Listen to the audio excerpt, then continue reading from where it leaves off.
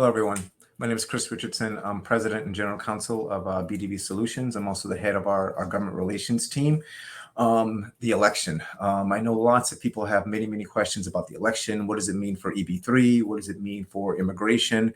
And I hope to cover all of those topics today. Starting off with so BDV has a government relations team, and our focus is really getting to know the members of Congress, getting to know the White House. I visited the White House 2 or 3 times this year and last year alone. And even with the incoming President Trump administration, we anticipate visiting the White House as well. And so at BDV, we have a lot of connections on the Hill. And so we're going to use those connections and utilize those connections to make sure that we are best representing our clients, which is you. In terms of EB-3 itself and what can we expect from a Trump administration, I don't think that we should expect much in the way of like a movement to repeal or a movement to get rid of EB-3. The great thing about EB-3 and the J program and H-2B is that these are really congressional programs, public diplomacy programs that are written into laws. And so you would need both the White House and Congress to sign on board in terms of repealing them. And so what I don't expect that there's going to be even a movement to repeal those things. And in fact, I suspect that there's going to be movements to improve it in some ways, especially with the Department of Labor. I think that there were problems with the Department of Labor under the soon-to-be prior administration that I think a Trump administration isn't going to tolerate, like the slow issuances of PWs and the DOL delays. I think you're going to see a crackdown on those. So I think those will be sped up. But I do think, though, that, and BDV has been through the last Trump administration, so we have a unique understanding of what is going to come with the new Trump administration as well. And so I think that we're going to see the return of what's called the public charge, which basically means that immigrants are going to have to fill out a really long form to say that they want to move to the United States and that they have the ability to pay to move to the United States. So I think that that form is coming back. I think that there is going to be a Muslim ban again, targeting countries like Iran and maybe some African countries, but more likely it's going to target countries like North Korea, Iran, Syria, state sponsors of terror. And so those cases are going to be delayed. I suspect that the Muslim ban will return. I think that, for people who are here on asylum, I think people who are on humanitarian parole, I think that those classes of people are in for a world of hurt. I think that President Trump has made it clear that he is going to target those individuals. And I think for those of us who are in the EB-3 space and all types of immigration, what we can expect is more RFEs, requests for evidences. We can see more denials and more scrutiny of our cases. But those are things that we anticipate, we expect, and we at BDV have been doing for more than a decade now. We often think of ourselves as not, we don't promise that we're going to get people to a visa. There's no guarantee of anything in life. Certainly not a visa, but we can promise you is that we'll fight for every one of our clients. We're not BDV law firm. We're BDV Visa Consulting. We are BDV Solutions, and our job is to look for solutions. And so even when we have situations where our clients are going to see more denials and more requests for evidences, our job is going to be to find solutions to those, to find better solutions and to help and to fight for our clients on all levels of the government. And so that hasn't changed under the Biden administration, and it won't change under the Trump administration either. But I do expect that we'll see a lot more scrutiny for our clients and for our businesses, but we're well equipped and well prepared to handle that and deal with that. And that's something that's in our DNA as a company, is that we want to fight for our clients each and every day. And we will continue to fight for our clients each and every day. Now, there are other companies out there. I don't think that they've never been through a Trump administration the way that we have. We've been there. We know what to expect with these RFEs. We know what to expect with the requests for evidences and the denials, and we are ready, more than ready, to take on that challenge. But the good thing as well is that we are well connected to Washington. We're well connected to members of Congress who are close to the president, and we're well connected to the president himself. The future president, President Trump. We have connections with his office as well. And so I'm confident that even though there's a lot of uncertainty, that we have been on this ship for a long time as a business, and as the captains of these ships and as employees at BDV. We fight for our clients, and there's still a system and a process for our clients, and we will continue to work very, very hard to get people their visas and to make sure that they can live and abide by their American dreams. And that's something that's never changing with us. I'm going to see if there's any questions that we may be out there on Facebook. Let me see. One question that we had was, could the EB-3 program be repealed? And the answer to that is no. The EB-3 program is through Congress. It was an act of Congress passed in 1990. It is secure. It is within that act. And it's doubtful that President Trump would want to repeal that part of the immigration law. I do think that family-based cases, I do think that President Trump will propose something with immigration. He'll probably propose like an immigration bill.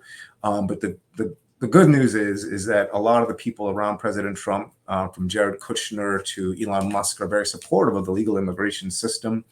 And so I suspect that there probably will be a movement to, if anything, strengthen the legal immigration system, probably increase the number of EB-2 NIWs, maybe even increase the number of employment-based cases that are out there in general.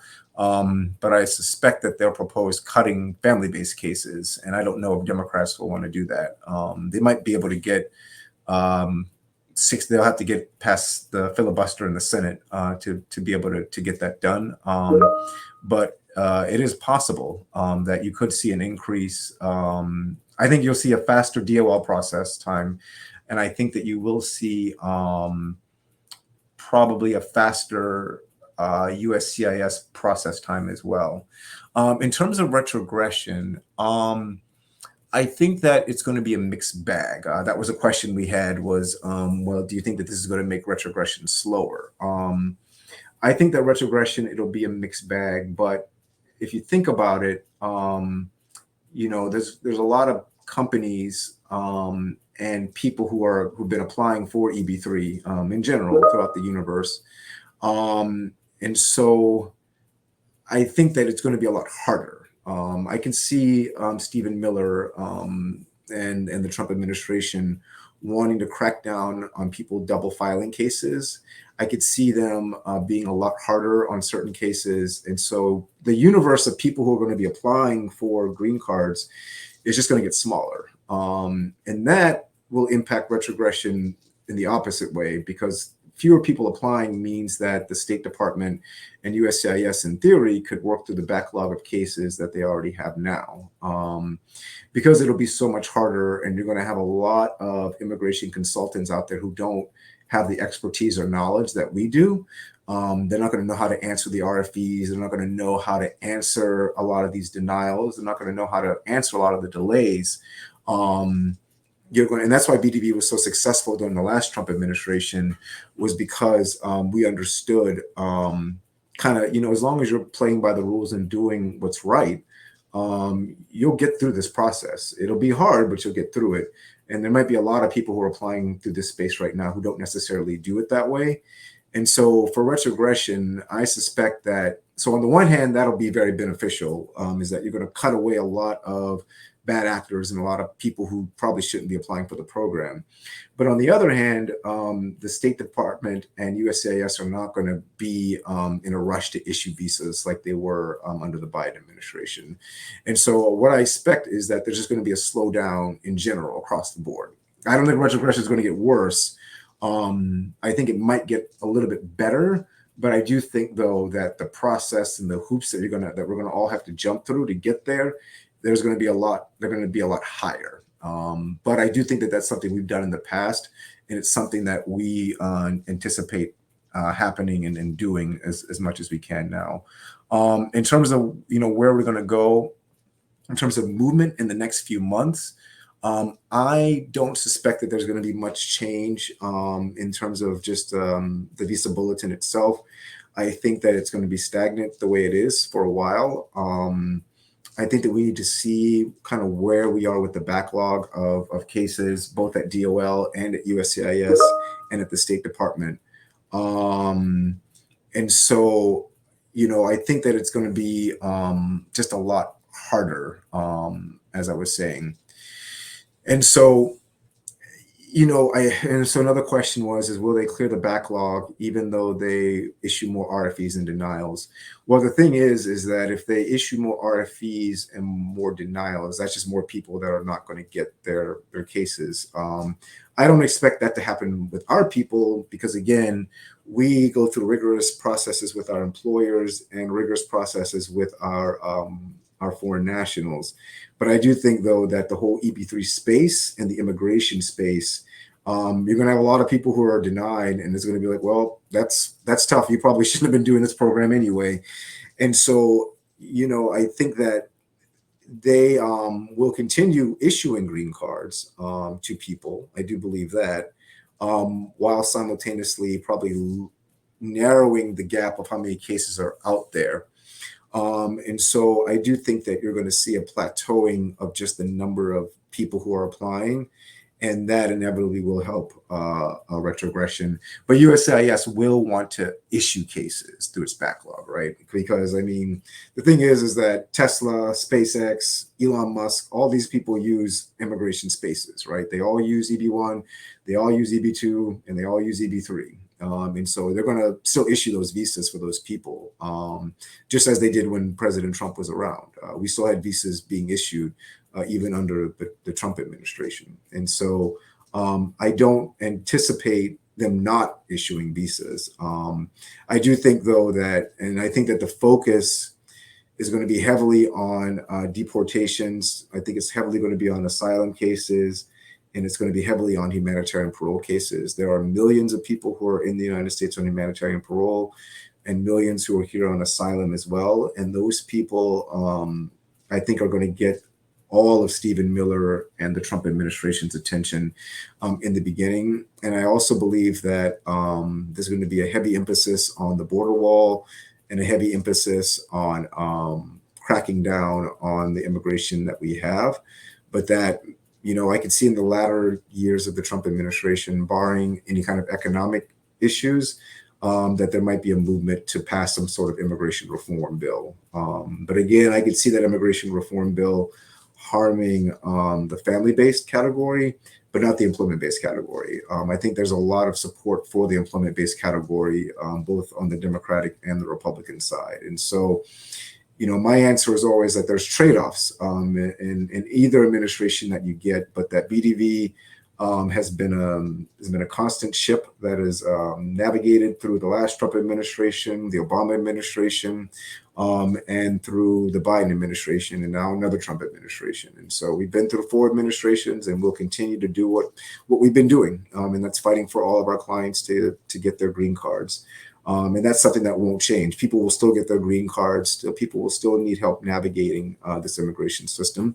And that's what we'll continue to do. So I have no doubts about that. But if you have questions for me or questions for my team, definitely reach out to us. We're happy to help answer your questions. I'm going to Washington, D.C. next week. I'll be there for 3-4 days, meeting with Capitol Hill leaders and people with the incoming Trump administration as well. And I'll continue meeting with them, just as I would have if Kamala Harris had won too. Because at the end of the day, we represent you guys, and we're fighting for you guys each and every day. So yeah, drop me an email, drop me a message if you guys have any questions. And yeah, I'll talk to you guys soon. See you. Bye.